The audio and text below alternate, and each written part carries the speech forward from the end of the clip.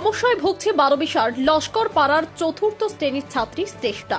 আর্থিক সহযোগিতার আবেদন পরিবারের। কুমারগ্রাম ব্লকে বারোবিশার লস্কর পাড়ার বাসিন্দা চতুর্থ শ্রেণীর ছাত্রী শ্রেষ্ঠা দাস কিডনির সমস্যায় ভুগছে।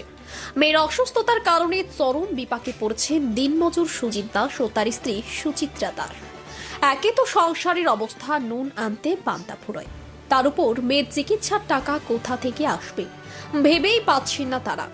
জানা গিয়েছে সুজিত দাস কাঠমিস্ত্রির কাজ করে সংসার প্রতিপালন করেন। শ্রেষ্ঠার মা সুচিত্রা দাস বলেন, মাস দেড়েক আগে মেয়ের জ্বর আসে, সে সময় তার হাত পা ফুলে যায়।